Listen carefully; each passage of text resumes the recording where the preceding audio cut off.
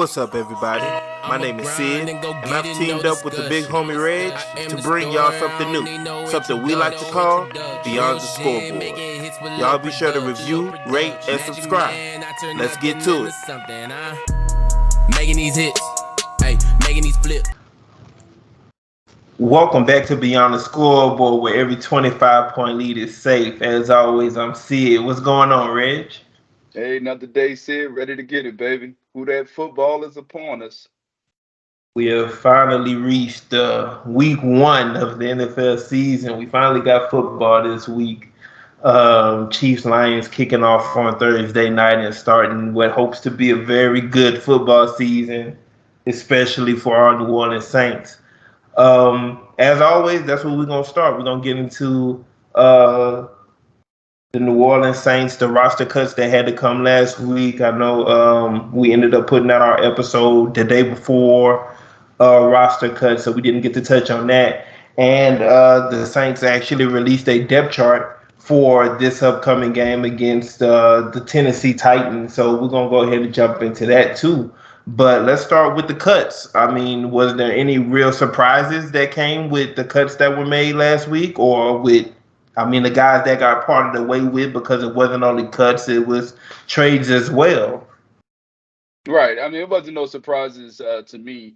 Jalen Smith was the one that kind of caught me off guard. But then when you understood, the reason why they let him go, knowing that there was going to be, the option to bring him back once, medically he gets cleared, that all made sense. And, of course, we was able to retain him. So it's all good over here. I didn't see anyone that got cut that I kind of felt should have made the team. Got you. I was surprised by Blake Gillikin being moved on. Or he got cut, getting cut. I was surprised by Will Less being traded. Yeah. Not saying I disagreed with it, like it was, a move to make, and I'm not saying it was the wrong move, but it did catch me off guard. The Bradley Roby cut that shocked me. That surprised me. Yeah, that one definitely got me. My fault. I kind of forgot about Bradley Roby already. Especially being that he hasn't signed with anybody else, so that one was a head scratcher for sure.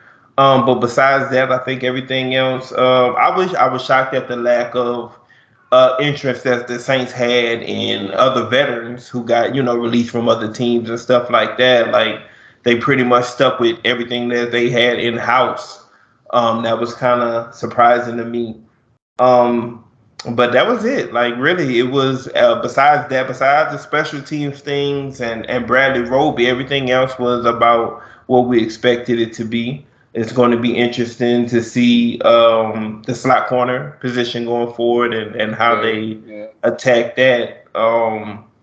But like I said, the rest of the roster filled out just about as we thought it would. Yep.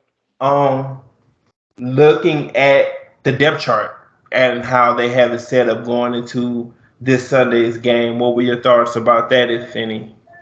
Once again, no shockers. Michael Thomas, healthy, so of course he's gonna be out there. You got Chris Olave, Taysom Hill, if you want to, throw that up there. They moved him as the quarterback, but we already know what we're gonna get from Taysom Hill, and it's whatever's needed. I don't even really care about a position for Taysom Hill at this point. But I mean, everything else, was the same. We didn't expect Andrews Peat to start for most of the camp and preseason and whatnot. We heard all the concerns and rumors out there about, the possibility of him not starting. So, I mean, at this point, it was just, basic New Orleans, lineups at this point. It was no shockers to me. And that's the only surprise to me, honestly, is the fact that Andrew Peat and James Hurst still hasn't been figured out yet, obviously. Right. Them still having Andrew Peat or James Hurst as starting left guard. That was the only shocker to me, was that they, we didn't went through a whole preseason at this point. I think it's time to have that one figured out.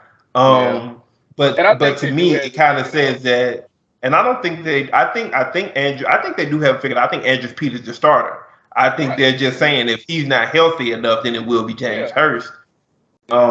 Which, for my money, just go ahead and put Andrew Peat up there. Then just let it be that. But everything else was like I say, it's what we expected it to be. Um, Marshawn Lattimore is healthy. He's back at practice. Like, so injury wise, we're looking good going into this game.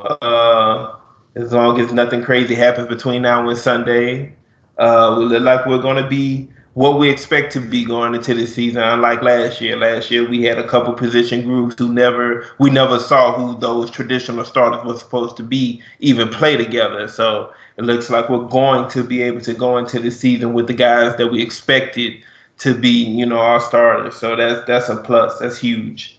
Absolutely. It's crazy how much a year makes, man. Last year, we didn't even get the secondary play together, like you touched on the previous Oh, episode. And now you fast forward to this season, we had so many good players, even in camp, that we couldn't even keep all the guys in the secondary. yeah, So what a difference a year makes. 100%. Um, so before we jump into the game that we actually have to play this Sunday, which feels good to say, before we actually So jump good. into that, You talked about Thursday night football, and I was clapping on the inside. before we get to that, there was a weekend of good college football that got played. Something we don't, dive into too hard often, but this was a really good week of college football. I know you were checked into it, in a way that you aren't usually. So what Right. did you take just from the college football weekend? Yeah, I'm a rookie when it comes to college, man. But I tell you what, I won't be missing any more college football games, uh, especially with prime time on the sideline, man. So Yeah. it was good to see these kids, man, and see what the hype was about. And I brought in, we talked about it a little bit offline, how just seeing the kids out there, man, in the atmosphere, creating the atmosphere. I mean, they out there Yeah. 8, 9 o'clock in the morning with it. They Yeah. turned ready. So yeah, it was good, man. Colorado put on a good show. It was good to see them come out with a win. I got to see the #1 receiver / corner, which is still amazing to me in the nation. One guy representing both positions. That was crazy, but he lived up to the hype, man. So I'm definitely gonna be turned in Saturday. 100%, man. And one of the things I've been biggest on going into this college football season is not buying into the hype, not because I don't think that Deion Sanders is good at what he does or that Colorado can't be a good football program. I just think that, like with most sports and most organization turnover, there's going to be a time period to actually turn things around, and I don't see it being any differently for Colorado State. They went out there, I mean Colorado, not Colorado State. For Colorado, they went out there and they played a hell of a game against TCU. Yeah, We know what the defenses in their conference look like, and so points were being. I mean, and even with that, I didn't necessarily expect Colorado to go out there and put up the points that they put up. They looked really good on offense. They are well coached for sure. But my biggest thing with them, especially not playing in the Big 12, they're playing in the Pac-12. They're small. They're small up front on both sides of the very, football, and I very. think that's going to be the thing that hurts them the most going throughout this season. But I'm glad Prime was able to go out there and get a win to start his tenure in Colorado. And it gives them another week to be boastful and be super confident and and move the way he wants to move. But the losses will come, and then that's when we'll know exactly what it is that team is really about. Um, there was a lot, and I mean, off of that win, they moved into the top 25. So that's a That was great huge thing to for get them. off of your first Right. game too. Yeah. There were a lot of well, not a lot. I want to say it was 3 top 10 teams that ended up losing this week. You had Clemson lose last night, which was Monday night to Duke, which didn't shock me that much. I did expect Clemson to win, but when I saw that loss, I was like, yeah, that seems about right. You had LSU lose to Florida State. Florida State just took off on the boys. they They really didn't. LSU, They didn't take off on them. LSU was that took off from kickoff. They just beat themselves in the yeah, series. and they took off to the tune of 17 points and didn't score again. Like that's the thing. Like once Florida State got momentum, it was over with. Like I don't, And once again, the I can't even think of his name right now. The quarterback for LSU, he isn't great. He isn't special. He's decent at best. Right. Like I say, he had a good second half of the season last year, but once again, that could have been just because of. I mean, not because of, but and part of that is probably the fact that they had already lost some games, and that the pressure and the expectations had been alleviated off of him, and maybe that's just what it was. This was too big of a stage for the kid. Yeah. I just know I remember looking back at that game, man, and I'm like, it was like 7-7 or something like that. I'm like, LSU can literally have 28 points here by Hmm. halftime. Yeah. Stop twice on fourth down I, in the red I was zone. gonna say off the first drive, Yeah, they march right down the field and then come out of that with nothing. yeah. And like you said, I believe it's Jalen Daniels, I believe is the quarterback for Yeah, LSU. Jalen Daniels. Sure. Like you said, you just got some growing to do. But I could tell after just 1 week of college football, man, these teams are made just like in NFL. You made off your quarterback. Yeah, 100%. You got Sanders doing what he did. You got Bo Nix put on a show for Oregon, which every time I see Okay. Bo Nix, I'm trying to figure out why he's still in college or how he's still in college, but he's still playing somehow. How old he is, Sid? Dude got to be 30, like at least. Bo Nix at least 30. Come on, man. And then you got Caleb Williams, trying to go back to back with his Heisman campaign. So yeah, quarterbacks definitely run the show, just like you said, just like in NFL. Yeah, I can't wait to watch Um him next week. I ain't gonna lie. yeah. What we got? We got USC play Stanford.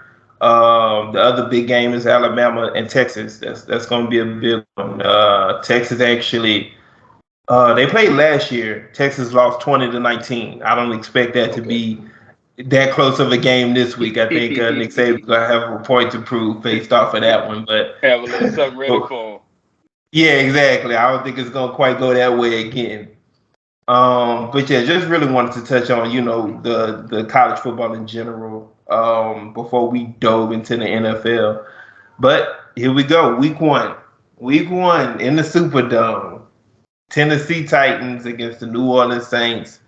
I looked today. We were 3-point favorites in this game. Once again, no real health concerns on our side. I haven't seen anything reported. Injury reports will really start coming out tomorrow, so we'll actually see what's going on with these teams. But to my knowledge, Tennessee isn't dealing with anything severe except for Caleb Farley. I know he out the first 4 weeks. They put him on IR. But besides that, we're looking at two pretty healthy teams. So what are you looking for going into this game, and what are you expecting? Now the show starts, Sid. Let me tell you something. I've been trying to hold it back all preseason, all camp, all off season, right? But Yeah, I think the New Orleans Saints going to be special, man. I really do think we're going to have a special year. I'm in Texas. So maybe I'm starting to feel a little of that air that these Cowboy fans feel, and every year is their year. But I really yeah, do think we got a chance here, man, to make a run. And not diving too deep into our season as a whole, just focusing on the Titans, right? You look at the Titans. The Titans were one of the best run stopping teams in football last season. They were exceptional at stopping the run.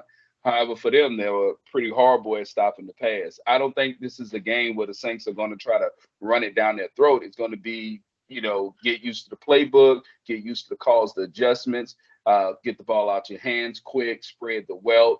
I think this is one of the best situations that Derek Carr could ask for as being the new starting quarterback for the New Orleans Saints. You got a team like we just spoke about. They're not that deep. They got one of the best safeties in football, but outside of that, they're not that deep in the secondary. They do have yeah, another hog up front on the D line. We have had issues protecting the middle, the interior of our offensive line at times. But I think overall, this is one of the better matchups for Derek Carr. Welcoming him to this starting role as our quarterback moving forward. He has all his weapons healthy. I really cannot see a way that the Titans defense can contain us offensively. I think the Saints score 30 points or more. And I just think overall we play great. Now we know we won't have Elvin Kamara, but I just think this won't be a game that we miss him too much. Yeah, and the biggest thing, of course, is going to be stopping the run. Like That's that's it. going to be Yeah, the stopping biggest the thing run. for us because that's what drives that Tennessee offense. It's all going to be based off upon what they get from Derrick Henry in a run game, which once again, no question about it, it starts and stops with Derrick Henry. Um, Ryan Tannehill is one of those quarterbacks who I always say he's going to be what he is as good as whatever is around him. Um, he's got, you got Derrick Henry, you got Tajay Spears now, a rookie who's going to be involved more so in a passing game out of the backfield. You add the eight Hopkins and you bet on Trey Burks being better in his sophomore season, which players usually are better in a sophomore season. Tight end is a big question mark for them. Honestly, the offensive line is a question mark this season It too. really is. And like you talk about on defense, yeah, they got Jeffrey Simmons. You got Harold Landry over there. You got some guys in that front seven that's to be worried about, but their secondary outside of Kevin Byard, with no Caleb Farley there, that's not. It's nothing to really be feared in that secondary. So, Yeah. I think that this will be a heavy passing game for Derek Carr. I think, I think he throws 30 plus times in this game. I see it. Yeah, I think it's like I said, it's a good passing game for him too. Like he should have some success against the team. And like you say, it's gonna be a spreading of the wealth. Michael Thomas should be able to get off. Chris Olave should be able to get off. You should be able to get the ball into Jawan Johnson's hand, into Jamal Williams or Kendrick Miller's hands out the backfield. Like I say, even if yeah. Even if Derrick Henry is able to be successful on the ground, I don't see a way to where they could keep up point wise. I think our defense would still end up being able to make more stops than they would against Derek Carr and the talent that we're putting out there on offense come Sunday. I'm thinking with -3. I definitely think we win by more than a field goal. I would probably say 31-17. I think, like I said, I think Derrick Henry, there's no completely stopping him. So he gonna get them into some positions to where they're able to get into field goal range or, get a touchdown here or there. So yeah, I'll go 31-17, 14-point game. Even if that's giving up a touchdown late, maybe it's 31-10, they go score late. I think that's what I see for this one.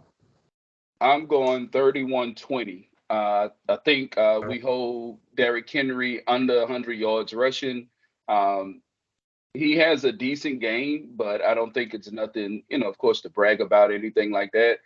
With Derrick Henry is going to come down to what can we keep him in check in the second half.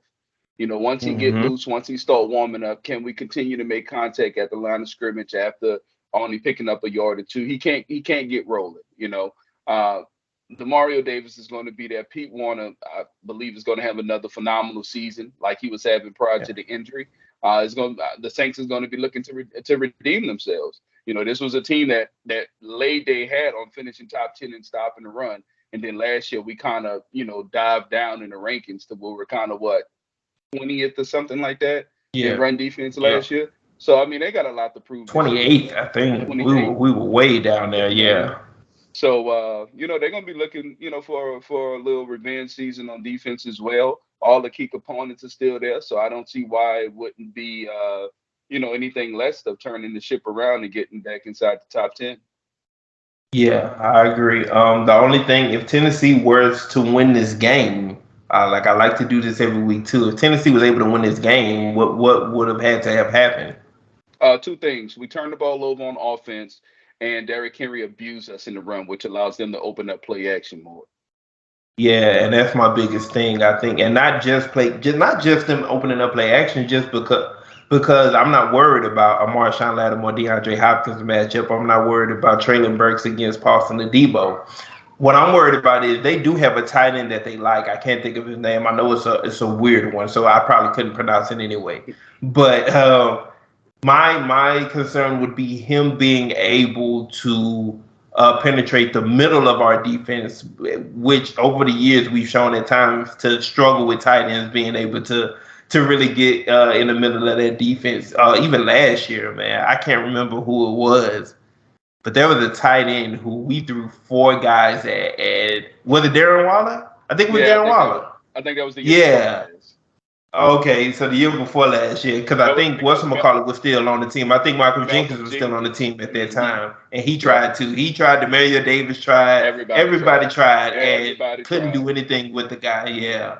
So I think it would have to be something like that, like the tight end position or a slot receiver that we don't know about ends up going in there and wins his matchup to a point to where they're moving the ball down the field effectively. And like you said, turnovers and penalties.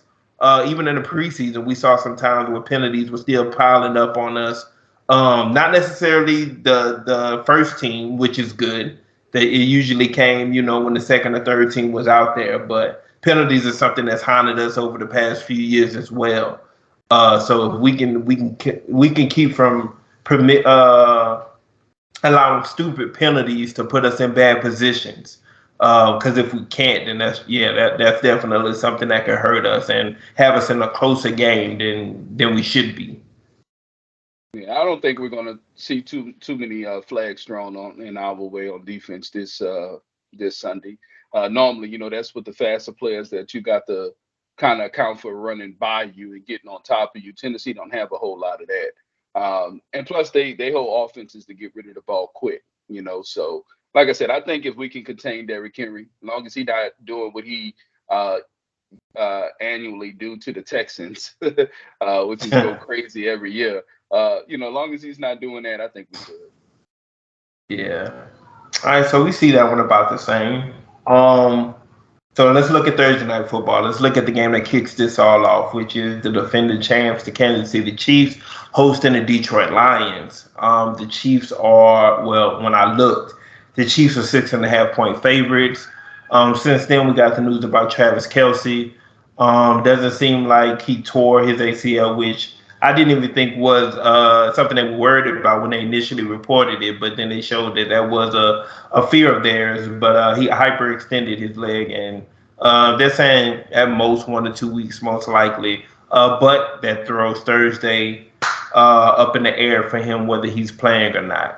I'm sure that changes the line a good bit because once again, you're talking about the second best player on that team, and you already looking at Chris Jones not playing. Chris Jones won't be there. He's dealing with his holdout. But so how do you see this one playing out? So, like we spoke about a little early offline, Travis Kelce is the only guy to me that Kansas City is not comfortable moving for. Obviously, Patrick Mahomes, but Travis Kelce is the only piece on offense. You say we can live without him.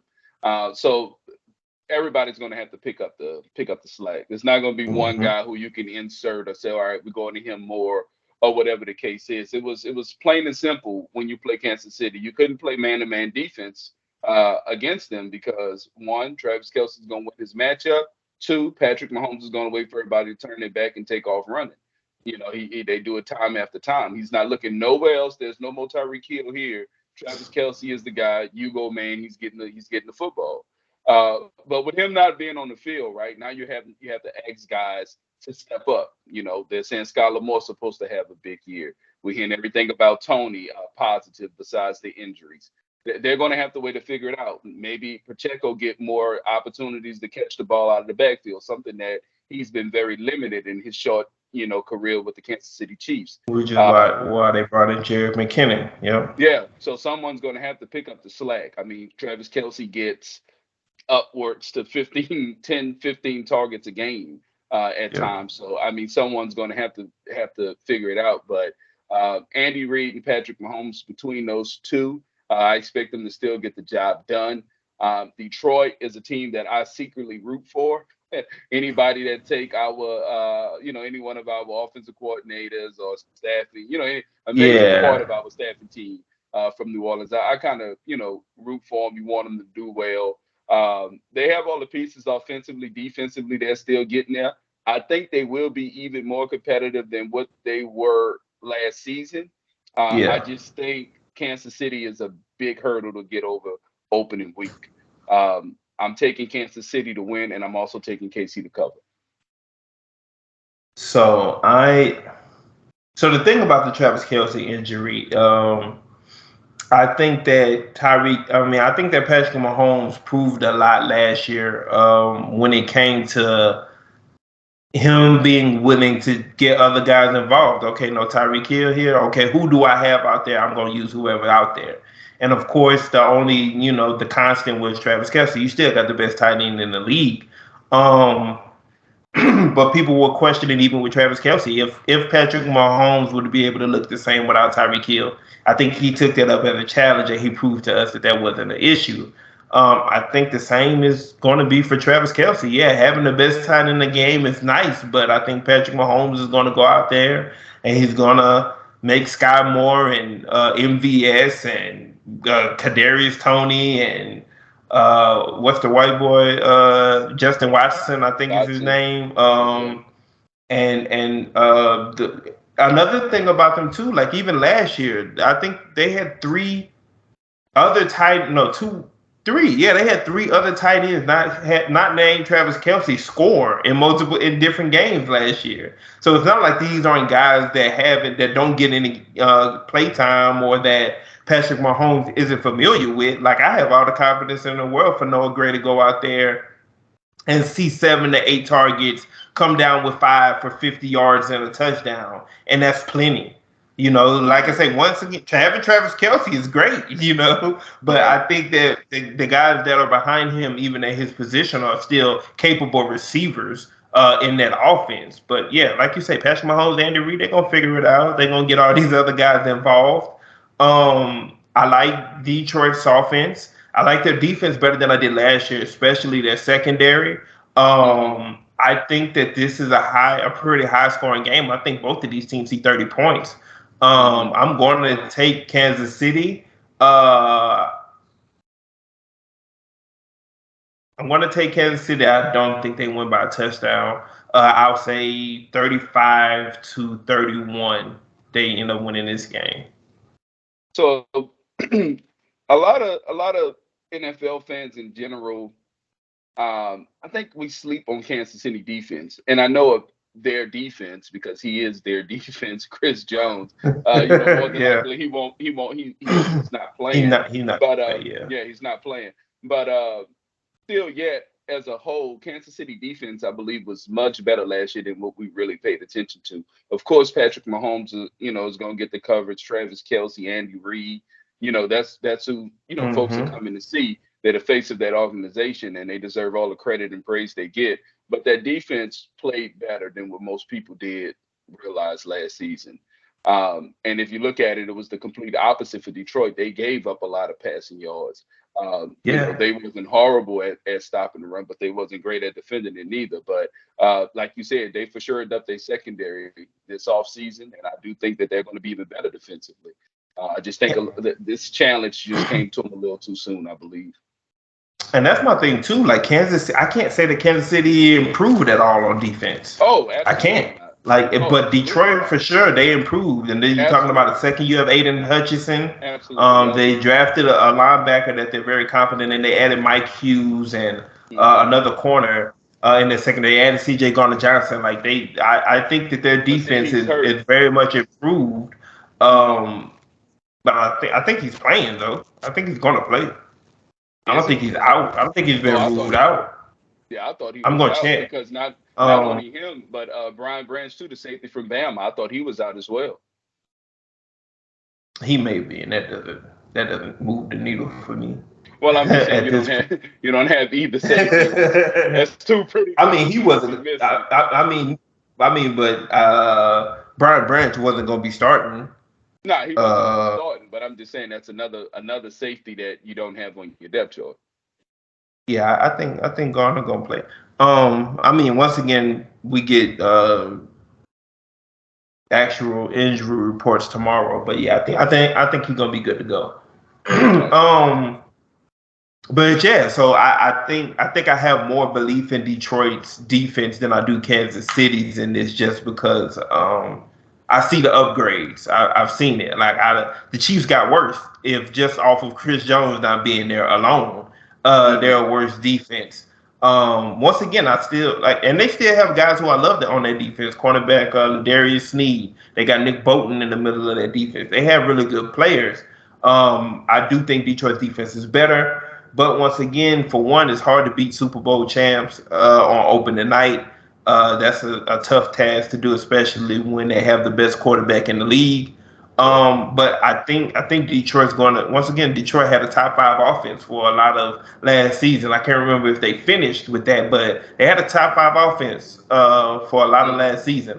Amara St. Brown is the real deal. Jameer Gibbs is somebody that they're going to use in every aspect of their game, and he's going to be good.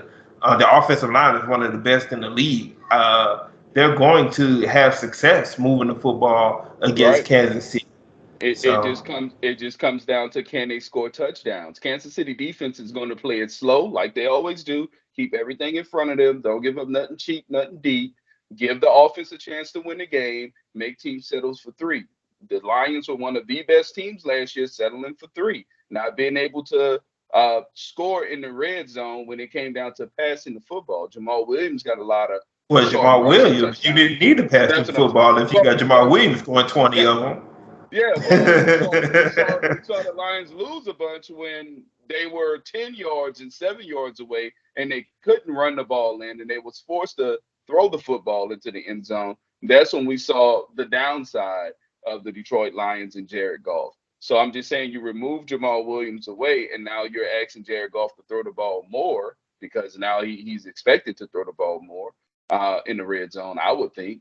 Yeah, I wouldn't think that. David Montgomery is a very serviceable running back, especially within the red zone. And then you got Jameer Gibbs, who's going to be able to run in between the tackles, but also be a receiving back out of the back. Yeah, absolutely. But even if Jamal Williams was still there this year, I would not expect him to have as good as a year he had in the red zone. So I was still 20 touchdowns is ridiculous to expect from anybody. Yeah. Right. So I would still be on a decline as their offense in the red zone as a whole. I believe when, they're 50, 40 yards out, they're with the best of the best. You spoke about that good young offensive line. Give Jared Goff all day, and Goff was pretty good last season. But until he can prove me wrong in the red zone, especially against Kansas City, I just think, like I said, if they was to play Kansas City in the middle of this season, maybe I'll be more on Detroit's side, saying, yeah, they can cover, but I just think it's a little quick too soon.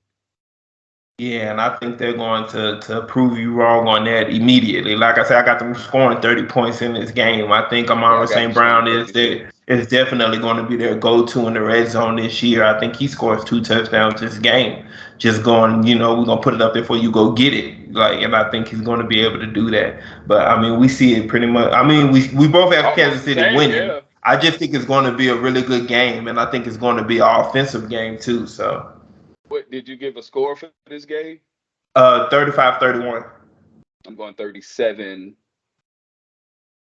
I really want to say that Kansas City put up 40 on opening night. I'm like so close to No to saying Kelsey, man. 40 points. Even without Kelsey, they go out there and get 40. Because it's going to be a shootout. It's not going to be a low scoring game. Yeah, for sure.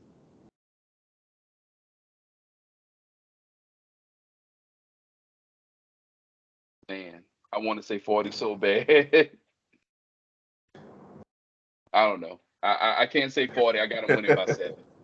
I got them winning by 7. You got them winning by 7.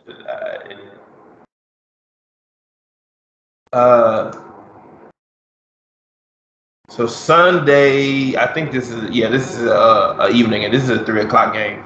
We got the Dolphins traveling to LA to take on the Chargers. Man, it's been a big off season for Miami, but it's really been surrounded about the health of Tua.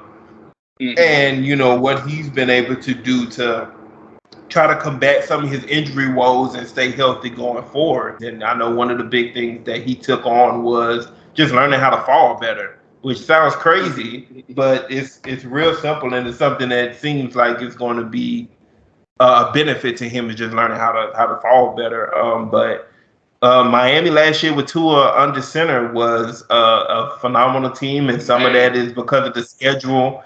People like to point to the schedule that they faced early on versus what they faced later in the season. But I am of the belief that if Tua is at quarterback for this team, then the sky is the limit for them if he's healthy and can go out there and play.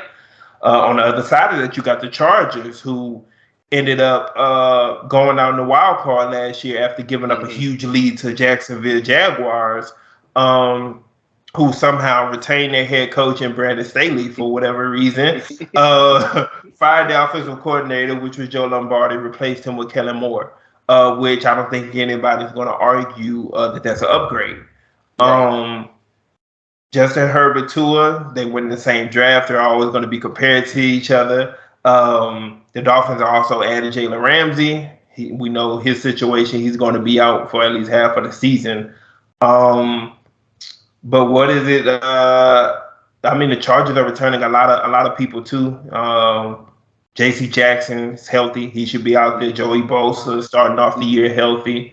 Derwin James is starting off the year healthy. All of their key pieces, Kenyon Allen is healthy. Mike Williams is healthy. Health has been a big thing for the Chargers over the past few years. And, of course, every team deals with it. But you hope that it's not too many or it's not your biggest guys. But right now, as of now, the only, big injury between Jeff Wilson for the Dolphins, he's out too for 4 weeks. But they have Raheem Mostert, who's most likely going to take over the bulk of the carries for them. So what is it that you see in this one? I think they added someone else too, if I'm not mistaken. I mean, they got a rookie that they like. I think his last name is A-Chain or something like that, and then they got a dude from last year whose last name is Ahmed. But yeah, I think Raheem Mostert will be the tough guy. I don't know why I thought they signed a veteran in the offseason, but the Dolphins. So I just expect the Dolphins defense to start off better this year than they did last year. It's almost impossible for them to be as bad as they were last year within the first half of the season. Their defense is not really bad. They just give up big plays. They have mental breakdowns and collapses in coverage that results in big plays and touchdowns. I don't think that we will see that early from the Dolphins, right? So if the Dolphins can stay on top of their defense, they don't have to be as great as they were last year in the run. I think everyone blew that up when it came down to this defense. I think they finished, second, or they were definitely top 5 in run defense last year. And run defense. Yeah, and I don't think they have to be that again this year. The Chargers, they don't do a great job at running the ball. Austin Ekeler is mostly going to kill you out of the backfield. But overall, I think the Dolphins they won't be able to match them play for play for its big plays. I do think the Chargers with better DBs, they still won't do anything ridiculous. Let's hope they don't do anything ridiculous and give up over the top with Waddle and Tyreek Hill. I think they'll play it more of a patient game, kind of like what I said that we would do with Tennessee, kind of keep everything in front of us or whatnot. Therefore, you'll limit the big plays. I do like both teams. I just find it kind of hard for me to trust the Chargers right now. I can't trust the Chargers until they prove to me otherwise. On paper, yes, they have all the talent. They have the quarterback. They have the running back. They have the receivers. But until they prove me wrong and take that step up, it's kind of hard for me to see the Chargers beating the top tier teams in the AFC, which that's why I hold the Dolphins as one of those top tier AFC teams. You spoke on Tua earlier. A lot of people forgot, man. Tua was in that MVP conversation prior to the injury. He didn't have the yards, but he had the touchdowns. A lot of people had him number 1 in MVP voting until the injuries. So I expect him to get right back to that form. I don't think they'll miss Jeff Wilson too much. You still have Robert Morset, who's more capable of running the football. mixing with Tyreek Hill, what you're gonna get from Jalen Waddle and others. I think that's gonna be enough for the Dolphins to get the job done.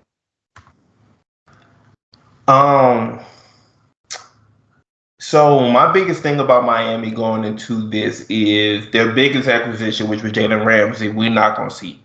And I think that My everything, biggest one. their biggest acquisition, who else did they acquire this past? No. My biggest concern, I'm saying that was I thought you were about to Oh, say it, but yeah, it's not Jalen Ramsey for me. That's yeah, all I my was saying. their biggest addition is not there, and that's my biggest concern for them. Once again, you're talking about a receiving core of Mike Williams, Keenan Allen, and now a rookie in Quentin Johnston, who was phenomenal at TCU last year. But when Keenan Allen and Mike Williams are healthy, we know what those guys are. You still have Xavier Howard to cover one of those guys, and that's what we were looking at Miami. Man, they might have the best cornerback duo in the league. You take away one of those guys, and what's behind them? Guy I've never heard of before is the answer. Like they're starting Cater Kahu at the opposite corner of Xavier Howard.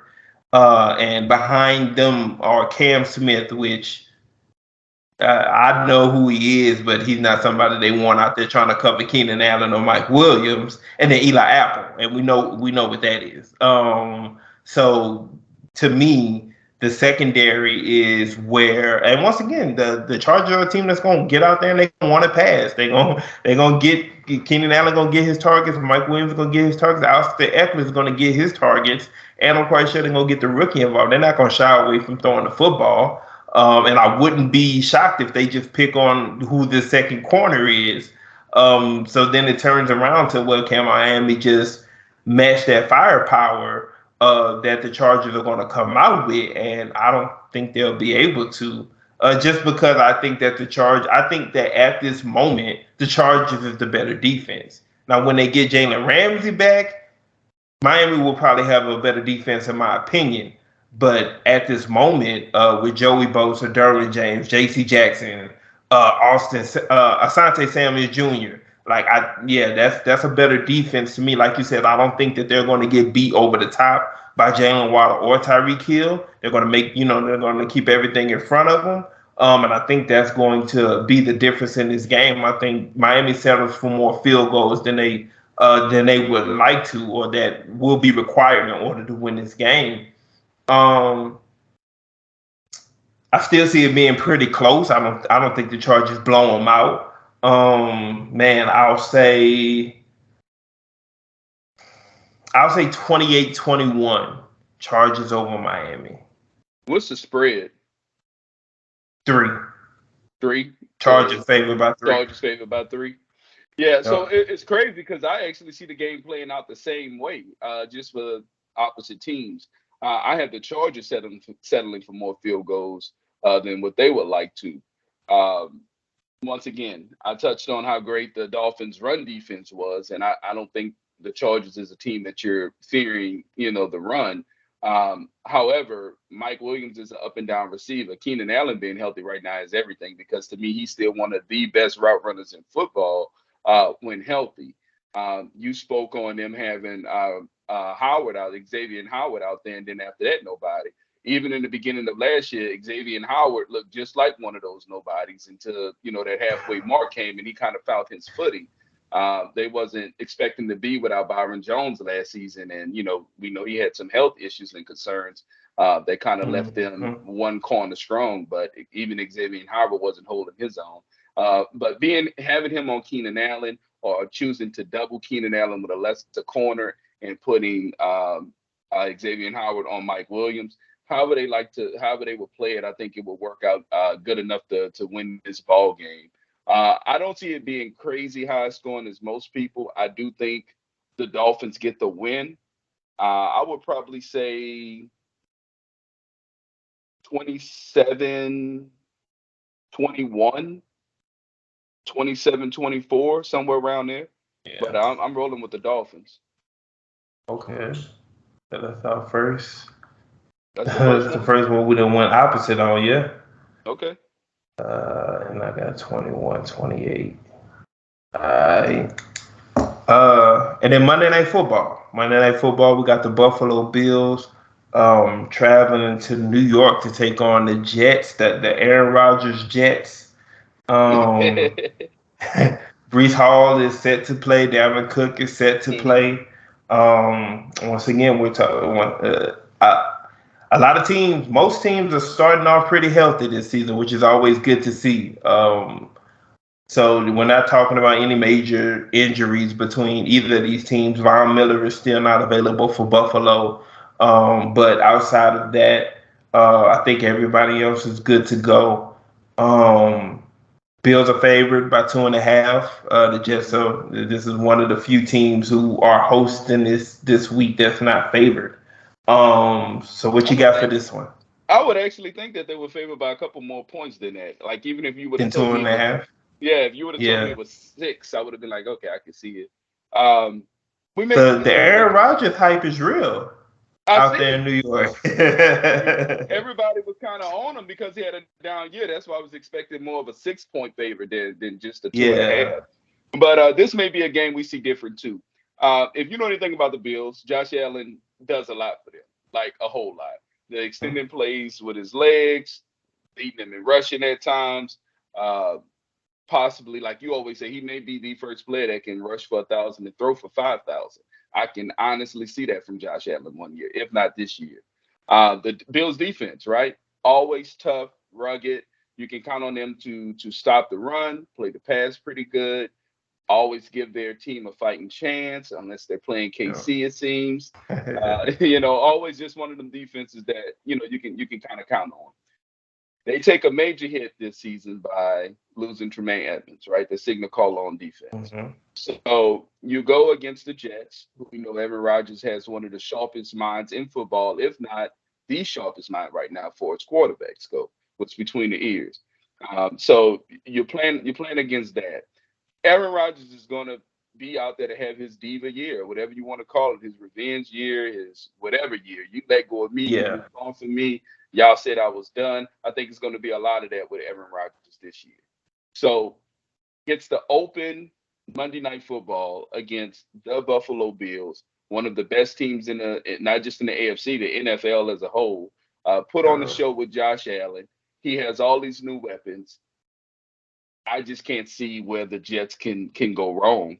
Not just against this game, but pretty much on the year. I'm one of the I believe in Aaron Rodgers. The Jets they wasn't a bad team last season.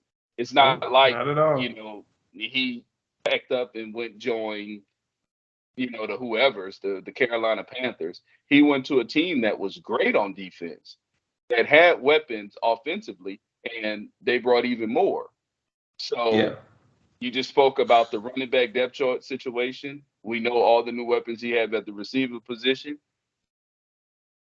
I'm down. I'm down to ride with the Jets in this one.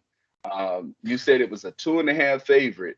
I Yep. definitely would take that. I don't know why I was expecting it to be more, just because I guess most people thought Aaron Rodgers was kind of on a decline after the year he had. But yeah, I'm taking the Jets in this one. Sauce I versus am Diz. taking I'm taking Buffalo. And Buffalo? this is one of those, yeah, this is one of those that's pretty much a toss up to me though. Like I'm not oblivious to what the Jets were last year or to what Aaron Rodgers is. Aaron Rodgers, once again, we're talking about a team who played great on defense and great on offense up until Brees Hall got hurt. And he meant so much to that offense because the quarterbacks were trash. And we're talking about a team that still ended up coming out of this thing with 7 wins Right. between Zach Wilson, Joe Flacco, and Mike White. Aaron Rodgers is a complete upgrade over that. Alan Lazard is an upgrade at number 2 wide receiver for them as well. Tight end Tyler Conklin is there. Like they're definitely weapons. The offensive line is still kind of shaky. Aaron Rodgers will make up for that a lot with what he's able to do in the pocket. He's not going to hold on to the ball too long and get hit or anything like that. So yeah, and we know what that defense is. Sauce Gardner, you brought him up. Quentin Williams on that D line. Like once again, this is a really good team. And then, like you say, you get Brees Hall back healthy. Not positive if he's going to be a little restricted week one or not. I know Dalvin Cook is ready to go. He's going to be full go. Very talented team, no question about it. But Buffalo is too. Um, they're rolling with James Cook this year. They had confidence in him last year where he was stealing, carries from Devin Singletary and they had somebody else back there last year. But they're gonna give the ball off to James Cook this year. They got Damian Harris backing him up. Stephon Diggs, we know what he is. That's a top 5 guy. You got Gabe Davis, who is very inconsistent. You never know what you're gonna get from him. And they added they added Deontay Hardy at receiver. Dawson Knox, we know what he is at tight end. I thought they would add another, kind of big name wide receiver, or try to at least. It seemed like they did reach out to DeAndre Hopkins and guys like that, but they ended up adding Dalton Kincaid, who was somebody who they're not just going to use at tight end. I think they're going to play him in the slot a lot. I think he's going to get his opportunities as well. And once again, a good offensive line is Josh Allen, who can beat you with his arm and he can beat you with his legs. Defensively, we know what they are defensively. They lost Tremont Edmonds, which sucks, but they still got Matt Milano. Matt Milano is going to he's going to be the one who's out there identifying what he needs to identify. He has it. He not worried about him at all. Last year they would, I think. Did they get a weekend? I think they might have got a weekend where they started secondary last year, and that was it because they lost Joyner. They lost Joyner and they lost Micah Hyde. Like you lost both of those guys early, and now and once again, the Damar Hamlin thing happened. He was out there starting for them because of how many injuries they had suffered in their secondary. Now they're back healthy. Their corners that they were relying on rookie corners last year. Those guys are in their second years. They're looking better too. And you got Tre'Davious White still over there. So like this is not going to be a high scoring game. Honestly, not in my opinion. I got Buffalo. I think they win by at least a field goal. Even if that's what it comes down to, 24-21, 21-18, something like that. A really good game. A lot of times we look at, once again, when we talk about a toss-up, we usually look at it and be like, okay, who's the better quarterback? Josh Allen is the better quarterback. So yeah, I'm rolling with Buffalo in this one. Gotcha. That's the second one we disagree on, and once again, see it very similar, just different teams. Yep. But at least we didn't go chalk. We didn't have all the same picks on this one. So that's a good start to the season right there. But yeah, man, we're here week 1. Definitely looking forward to it. Man, we didn't actually get to, I don't think we definitely didn't wrap up our division winners. Do you know your playoff teams? Just so we can put that out there. I know I think I got mine. I can do mine first if you got to think about it. I got Buffalo winning the AFC East. AFC North, I got Cincy. AFC West, Kansas City. And the AFC East, I got Buffalo. I got the Chargers being a wild card team. The Chargers, Miami, and the Jets. I got 3 teams from the AFC East making the playoffs. NFC, I got San Francisco winning the NFC West. Philly winning the NFC East. Detroit winning the NFC North. The Saints winning the NFC South. I got Minnesota also making the playoffs. I have this is the harder one. It's about the same I as have last year. Dallas. I have Dallas making the playoffs. And yeah, give me the Giants too. So I got 3 teams out of the NFC East as well. Yeah, that's gonna be tough, man. Oh no, I'm lying. My last one would be Seattle. I got Seattle Seattle. making the playoffs. So Yeah. who that takes out of your The NFC playoff Giants. picture? The The Giants. Giants. Yep. All right. So, man, it's so tough, but I would probably have to say I like. Lord, I don't want to go against the Bills. The Jets is just that's just a well put together team, man. Like they're just not a one trick pony. I think they're gonna be able to play D. They're gonna be able to run the ball better than the Bills. That's tough. For right now, I'm just gonna have. I have both of them making all 3 of them making the playoffs. Bills, Jets, Buffalo, and the Giants, hmm and Miami. Okay. hmm Yep. AFC North. I am taking the Bengals to win that division. So the South, I Since would go Jacksonville, and the West, I will go Kansas City. How many playoff teams I gave you from the hold AFC? on, I'm tripping because I didn't even name. Who did I miss? Oh, I wrote Buffalo twice. Okay, so yeah, Jacksonville, one of the AFC South. Okay. Gotcha. And there's 3 wild card teams. So, but you got Miami and New I already York got both my making it. right. hmm So you And need I one will go more. Ravens. Baltimore. Okay. Yep. And then NFC.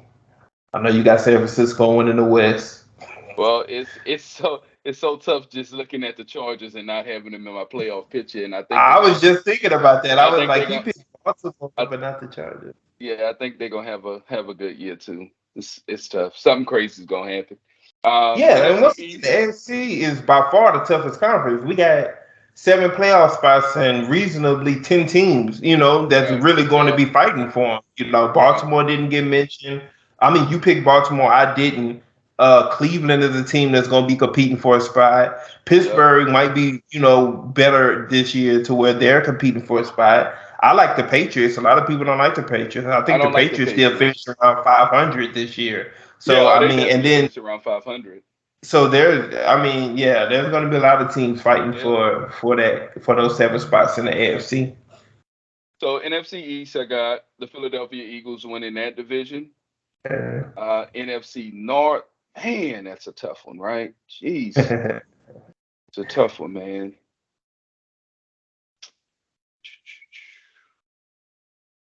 I'm gonna have to roll with the Vikings.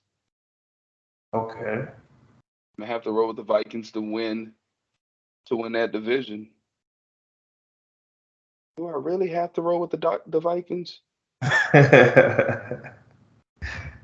Let's go against the grain. I'm taking the Lions. Come on, I was Lions. about to Let's say do it. it got to be out of them in Detroit. I don't think you rolling with Well, Green Bay, Chicago. so I've been on the Lions for the last 2 years pulling for them. You know what I'm saying? Like they're coming Yeah, together, they're here, and then yeah. they fall a little short like last year. So I'm gonna roll with the Lions, winning that division. NFC South, man, that's a trick. New Orleans, bro. Come on. The West, San Francisco. Yeah. Other teams that sneak in wild card, definitely the Dallas Cowboys. I love what they did offensively and defensively. I think Dallas had a great draft. Nobody gives them credit because we all hate the Cowboys. We just got finished talking about Minnesota and the Lions. I got the Lions winning the division, so I'll take Minnesota getting in as a wild card. And I'm gonna show Geno some love, man. I'm gonna see my boy Geno find a way to sneak back in. So we see the NFC exactly the same. You took The only you took the thing. Lions. You took the Lions as well getting in. Yep. Okay. Yep. I took them to win the division. Um, the only thing about the NFC for me. Yeah. I got the one in the division. Okay. A Minnesota defense. I don't believe in the defense at all this year, and I think that's too tough. That makes it tougher for Kirk Cousins. I mean, you putting him in a shootout every week. I don't know how much belief they actually have in Alexander Madison. I guess we're gonna see. Right. But yeah. So I mean, they have the weapons: Hawkinson, Justin Jefferson, Jordan Addison. They have the weapons to go out there and get in the shootout every week, but Mhm. I don't believe in the defense at all. But I think they still make the playoffs. The one for me that was the question mark, and that was Dallas. Dallas, really? I'm really big. I've always been big on Washington for some reason, but I'm really big on the NFC East being very competitive, like they were last year up until down the stretch. That's a very competitive division.